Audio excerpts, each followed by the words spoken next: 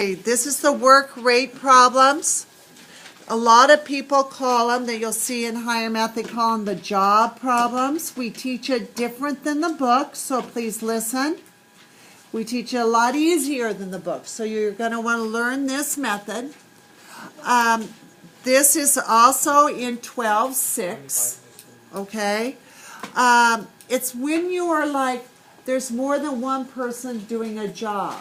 Like, let's say if there's 3 of you mowing a lawn, or if there's 2 of you painting a room, or 2 of you painting or washing a car, or 2 different crews building a building.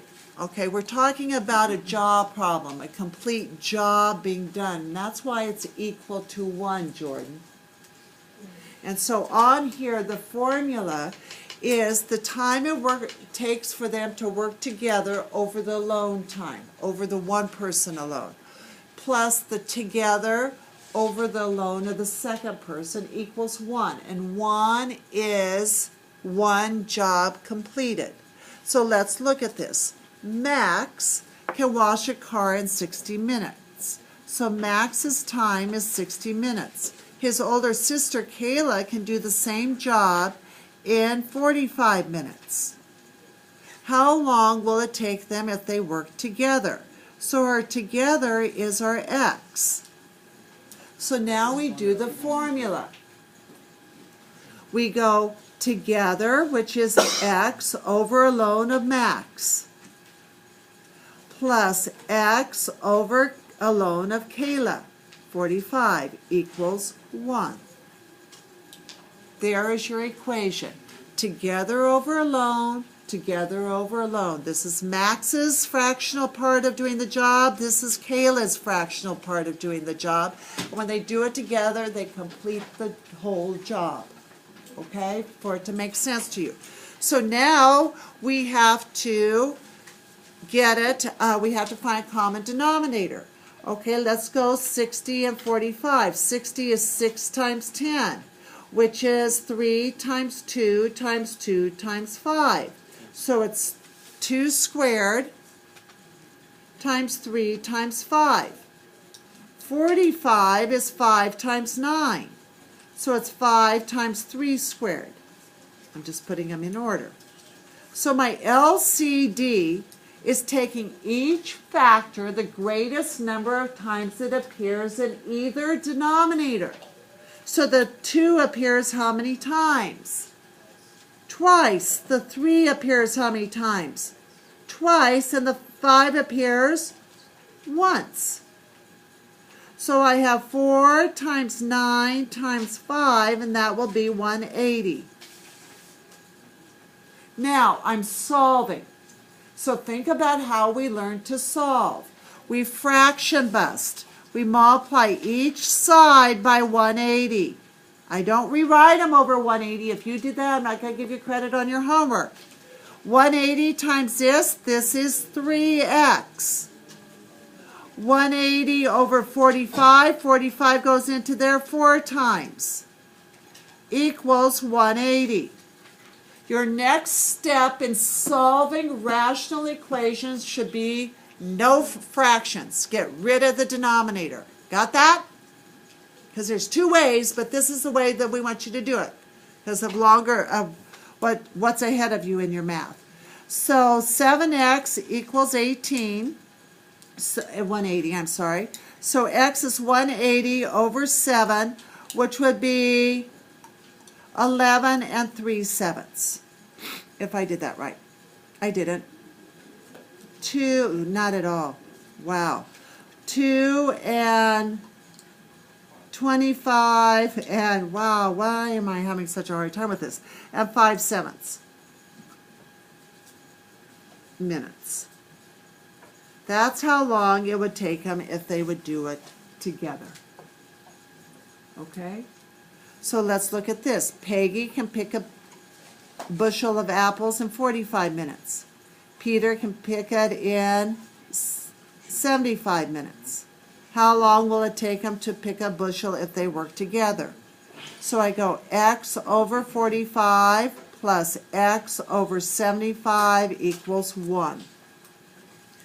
45, we already know what it is. It's 3 squared times 5 because of the previous one. This is 3 times 5 squared. So my LCD is 3 squared times 5 squared. And that would be 225. So I'm going to multiply by 225 on both sides.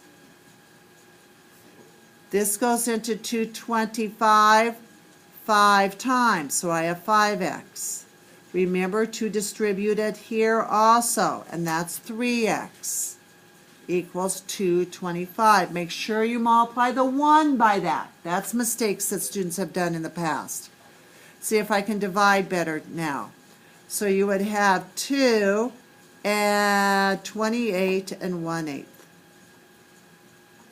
minute it would take them to do together. A lot of the answers end up in like some awkward fraction like that. Yes, I don't want it as a decimal. I know, Just- I mean, no, I mean, will they ever end in like this? They could. Most of them will end funny. Okay, so this is a different type. We've had our mixture problems with the circles. And this is our rational equation. These we did yesterday, where we solved them multiplying, got rid of the denominator. And now this is another equation, but this is different than what we did yesterday because it's a rational proportion. And when you have a proportion, and we learned this in chapter 4, it's AD equals BC. It's when you have a fraction equals a fraction. You can cross multiply. Notice over here on what we did just yesterday, we have a fraction plus a fraction equals a fraction. We have 2 terms equals 1 term. The difference of 2 terms equals 1 term. We have 2 terms on one side, 2 fractions. Here, it's just a fraction equals a fraction. That's a proportion. So you cross multiply, you have 2 times x plus 4 equals x. 1 times x. Distribute through, subtract x and subtract 8. Are we all okay on that? I kind of did 2 steps at once. Zach? How did you get negative 8 again? Subtracted. I subtracted x. You'd have x plus 8 equals 0. Then you would subtract it. Is it okay for x to be 8? Negative 8? Yeah. What can't it be here? And what can't it be here? Negative 4, right? So this is all good for us. Okay, on this one, we have a fraction equals a fraction. So I'm going to take n times n plus 1 equals 5 times 4. You have n squared plus n equals 20. Subtract the 20. You would do your diamond. It would be 5 and negative 4. So it's n plus 5, n minus 4. So what are my solutions? Negative 5 or 4. Is that okay? What can't n be? Negative 1. If it's negative 1 plus 1, it would make the denominator 0. Okay, next one. You would have, each one is a little bit different. Negative 2 times x squared minus 4 equals x minus 2, x minus 4. So you get negative 2x squared plus 8. I would FOIL this. X squared minus 4x minus 2x plus 8. So you have x squared minus 6x plus 8. Am I going too fast? Yes. Okay. Let me look at this.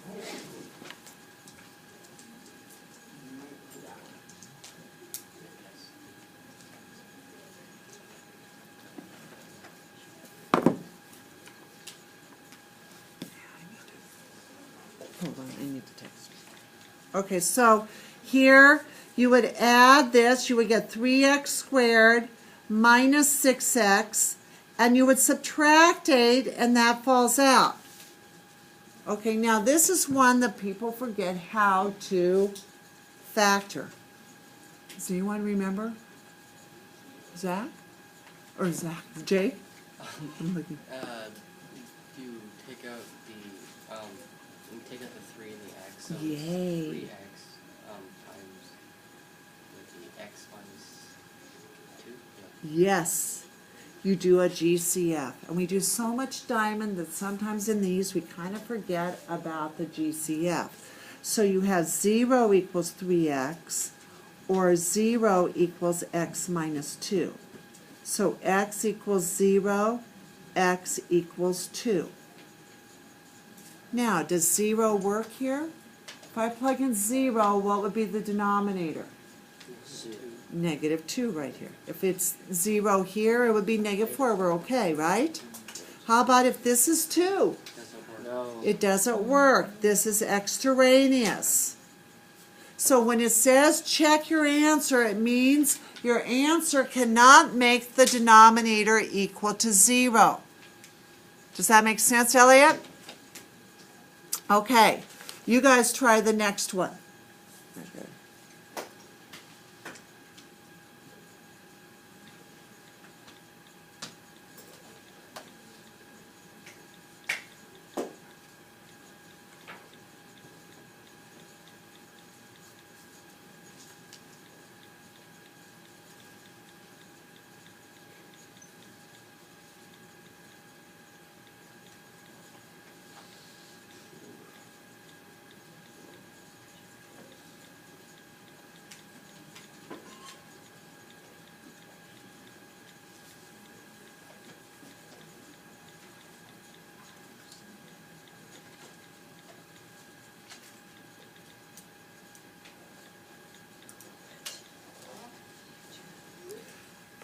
Okay, so if I cross multiply, remember it's not just 2c squared here, it'll be 2c squared plus 2 equals 2c squared. So what in the world happens here? When I subtract 2c squared, I'm going to get 0 equals 2. Is that even? No. So what do you think the answer is? No solution. No solution. There's nothing that will make that true, that proportion. Okay, last one. We have w squared times w minus 1 equals 1 times w minus 1. I have w cubed minus w squared equals w minus 1. This takes us back. This takes us back to chapter 9. Okay, watch what happens. You're going to get all equal to 0. How do you factor when you have 4 terms? Group. Third term's negative. Be careful. So when I group this, what would this be? W minus 1. So here I take out a GCF. Wow, this is a big one. This is like a minus 1. This is a great review, but you guys can do this. This is the same. When I take that out, what is left behind? W squared minus 1. How do you factor that? Difference of squares. Look how smart you guys are. So look at your solution. It's 1 or negative 1. Can it be 1? Can your answer be 1? No. No, why not? It makes the denominator equal to 0. Can it be negative 1? Yes. Yes. So all that work, you have to cross off 1. Questions? This is a proportion. Do you see the difference of these than what was on the previous page? Here you have 2 fractions. You're taking the sum or the difference of 2 fractions equals a fraction. Here there was no plus or minus. You aren't adding any 2 fractions. All good? All good. You go back down to 5. Okay, so let's look at our answers to our homework. And